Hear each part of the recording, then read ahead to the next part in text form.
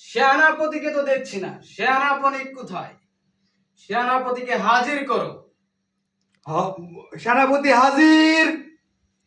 আদেশ করুন জাহাপনা। সেনাপতি, আমার অবর্তমানে আমার এই পানাউল্লাহ রাজ্যের কি পরিস্থিতি আমাকে বলো তাড়াতাড়ি। মহারাজ, গত 3 দিন যখন আপনি পানাউল্লাহ রাজ্যে উপস্থিত ছিলেন, আমি তখন খোঁজ করতে গেলাম এই পানাউল্লাহ রাজ্যে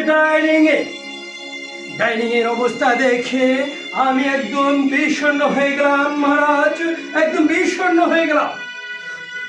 সেনাপতি, আমার এই রাজ্যের একটি মানুষ অনাহারে যেন না থাকে, সেই জন্য তুমি যে পানাউল্লাহর ডাইনিং এ গিয়েছিলে, তোমাকে ধন্যবাদ জানাই।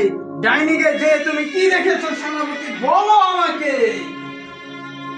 মহারাজ, ওই ডাইনিং এ গিয়ে আমি দেখলাম ওই কাশেম আলী যে ডাইনিং এর দায়িত্বে রয়েছে, ওই কাশেম আলীর যে চলাপলা আছে, তারা ঠিক মতো এই ডাইনিং এর কোনো খাবার রান্না করতেছে না, তারা ঠিক মতো কোনো দায়িত্বই পালন করতেছে না মহারাজ। কি বলছো সেনাপতি?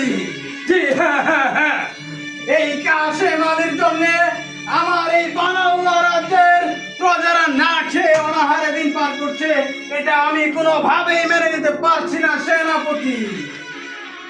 মহারাজ, আপনি শুধু আপনার এই সেনাপতিকে হুকুম করেন, আমি আগামী 5 ঘন্টার মধ্যে ওই কাশেম আলীকে এই দুনিয়ার মধ্যে সরিয়ে দিতে চাই।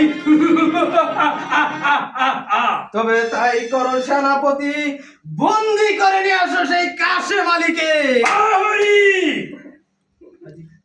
হাজির। যাও, ওই বন্দি করে নিয়ে আসো ওই শয়তানের বাচ্চা ওই কাশেমকে। মহারাজ, যখনই আমি ওই কাশেমকে আমার আমাকে মাফ করে দিন।